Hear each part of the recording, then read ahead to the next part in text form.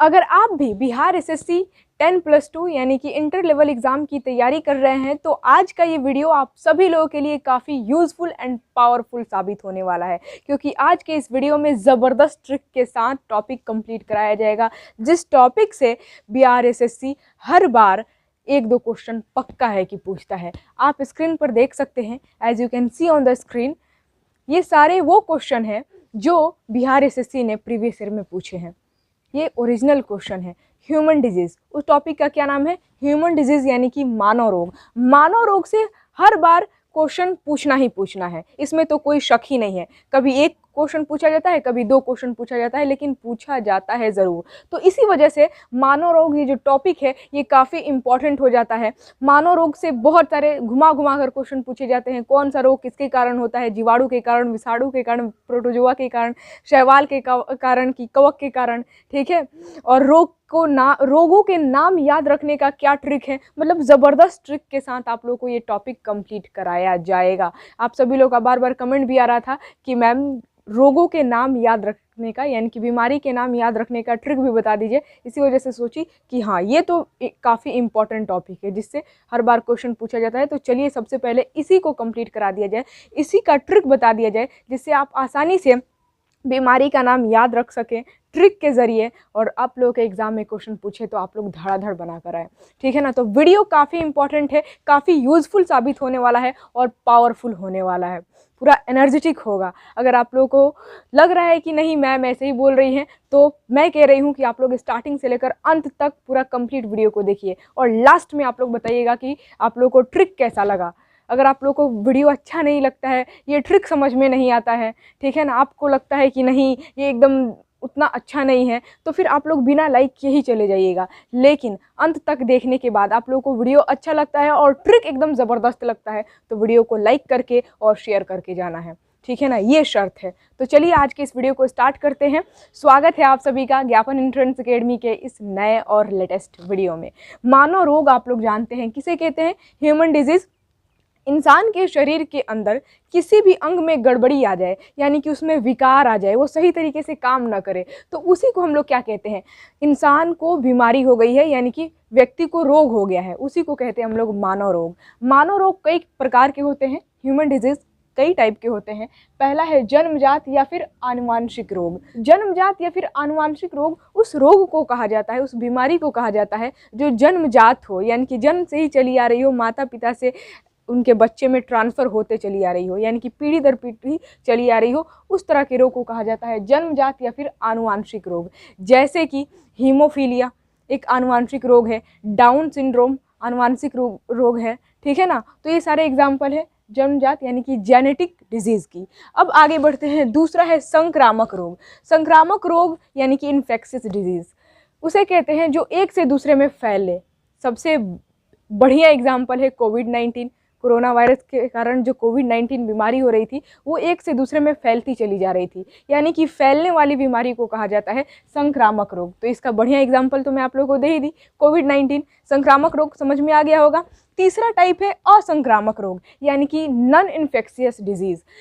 ये रोग जो है ना एक से दूसरे में नहीं फैलता है। जैसे कि मान लीजिए कैंसर हो गया है किसी को, तो दूसरे के छूने से तो उसमें कैंसर चला नहीं जाएगा, यानी कि जो बीमारी एक से दूसरे में ना फैले उस तरह की बीमारी को कहा जाता है असंक्रामक रोग, यानी कि नॉन इन्फेक्शियस डिजीज़, ठीक है। आई होप आप लोग को यहाँ तक समझ में आ गया होगा। अब सबसे पहला टॉपिक हम लोग पढ़ेंगे प्रोटोजोआ से होने वाले रोग। प्रोटोजोआ किसे कहते हैं?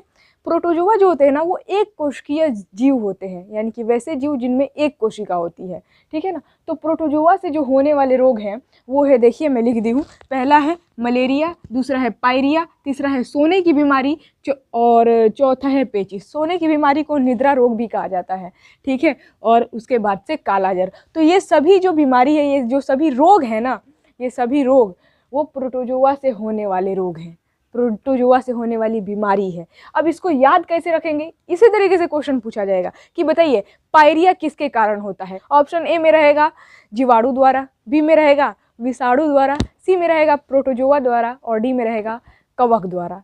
तो आप लोगों को पता रहेगा तभी ना कि कौन सी बीमारी किसके कारण होती है। तो देखिए प्रोटोजोआ से होने वाले रोग यानी कि प्रोटोजोआ से होने वाली बीमारियों के नाम को याद रखने का ट्रिक यहाँ पर कितना आसान मैं लिख दी हूँ। रिया और सोनी 25 किलो की है। सोचिए, बस इतना ही आप लोगों को याद रखना है। प्रोटोजोआ से होने वाले रोगों का नाम याद रखने का ट्रिक है ये। रिया और सोनी 25 किलो की है। अब रिया से कौन सी बीमारी का नाम आप लोगों को याद आ जाना चाहिए? तो रिया से मलेरिया और पायरिया, यानी कि दो बीमारियों का नाम रिया से ही याद आ जाएगा, क्योंकि लास्ट में देखिए रिया है, यानी कि रिया से दो नाम याद आ जाने वाला है, मलेरिया और पायरिया। ठीक है, उसके बाद से है सोनी से सोने की बीमारी यानी कि निद्रा रोग। तो रिया और सोनी 25 से आप लोगों को याद आ जाएगा, यूं तुरंत झट से याद आ जाएगा 25 और 25 एक ही जैसा मतलब लग रहा है ना प्रोनाउंसिएशन में। तो 25 से 25 जो बीमारी है वो प्रोटोजोआ से होती है, यानी कि प्रोटोजोआ के कारण होती है।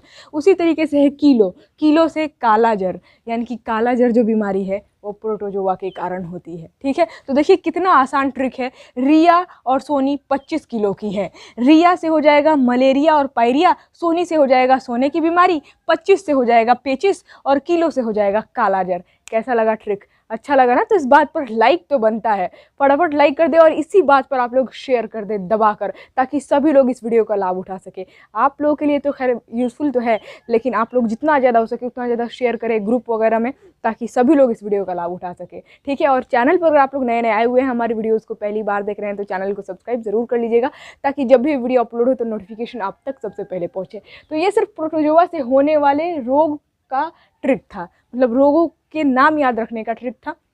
अब जरा एक एक करके हम लोग इसको समझ लेते हैं, क्योंकि कभी कभी क्वेश्चन पूछ देता है कि मलेरिया जो है किस प्रोटोजोआ के कारण होता है।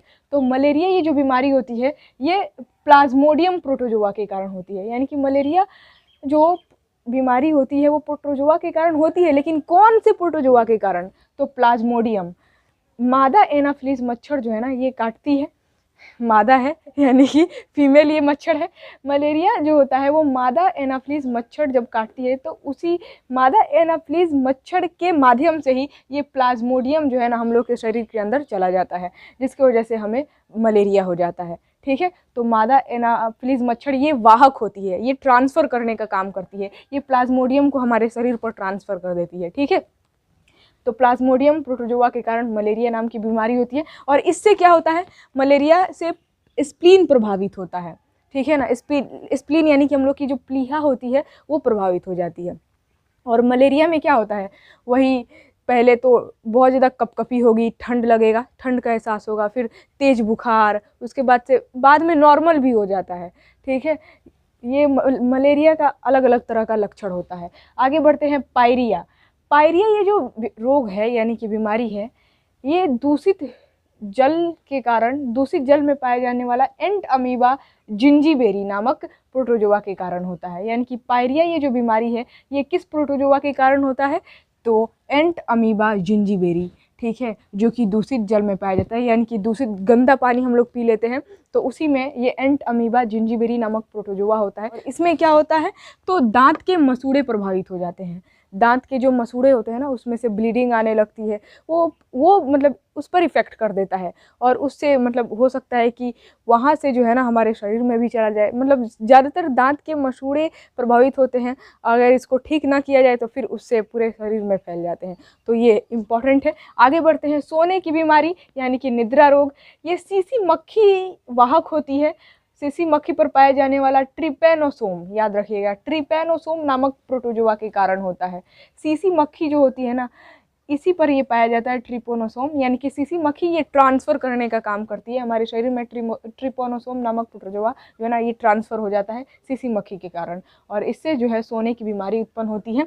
इसमें तंत्रिका तंत्र प्रभावित होता है, रात को सोने जाएंगे तो नींद नहीं लगेगा, तरह तरह के मतलब जो है ना तंत्रिका तंत्र से रिलेटेड प्रॉब्लम होगी। ठीक है, आगे बढ़ते हैं, पेचिस ये भी दूषित जल तथा भोजन करने की वजह से होता है, क्योंकि उसमें एंट अमीबा हिस्टोलिटिका ये नामक प्रोटोजोआ होता है जो कि पेचिस रोग उत्पन्न करता है, और इसमें बड़ी आंत प्रभावित हो जाता है। ठीक है ना, मतलब वो दस्त हो जाता है और पेट खराब, सूजन वगैरह हो जाता है, तो इस वजह से इसमें बड़ी आंत प्रभावित हो जाती है। एंटमीबा हिस्टोलिटिका, याद रखिएगा। उसके बाद से है कालाजर। कालाजर ये जो रोग है ये सैंड फ्लाई, बालू मक्खी होती है, उस पर पाया जाने वाला लिस्मेनिया नामक प्रोटोजोआ के कारण होता है कालाजर, ठीक है। और इसमें स्प्लीन प्रभावित हो जाता है, यानी कि प्लीहा, उसमें सूजन आ जाती है, ठीक है।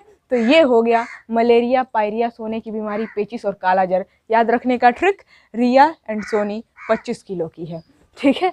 तो ये मैं सिर्फ प्रोटोजोआ से होने वाले रोग के नाम याद रखने का ट्रिक बताई। अगर आप लोग चाहते हैं कि जीवाणु द्वारा, विषाणु द्वारा, कवक द्वारा, सभी के द्वारा होने वाले रोगों के नाम याद रखने का ट्रिक बता दूं तो फिर आप लोग कमेंट बॉक्स में लिख कर बताइए कि हाँ इसका नेक्स्ट वीडियो आना चाहिए। आप सभी लोग इसके अगले वीडियो के लिए एक्साइटेड है, और तब एक्साइटमेंट होती है वीडियो अपलोड करने की जब आप लोग वीडियो को दबा कर लाइक शेयर करते हैं, ठीक है ना। तो आप लोग वीडियो को जितना ज़्यादा हो सके शेयर करें ताकि हमें भी मोटिवेशन मिले इस तरह के ज़बरदस्त ट्रिक लाने की। जीवाणु और विषाणु द्वारा जो होने वाले रोग है उसको एकदम याद रखना बहुत ही ज़्यादा आसान है, एकदम खतरनाक ज़बरदस्त ट्रिक आप लोगों को बता दिया जाएगा। तो बस आप लोग को और कुछ नहीं करना है। अगर आप लोग चाहते हैं कि इसका नेक्स्ट वीडियो आए तो कमेंट बॉक्स में लिख कर बताएं, और आज के इस वीडियो को जितना ज़्यादा हो सके शेयर करें। और लाइक तो बस एक ही बार किया जाता है, लाइक एक बार कर दें, ठीक है। और चैनल पर अगर आप लोग नए आए हुए हैं तो बस मैं हमेशा कहती हूँ कि चैनल को सब्सक्राइब जरूर कर लीजिएगा, ताकि जब भी वीडियो अपलोड हो तो नोटिफिकेशन आप तक सबसे पहले पहुँचे।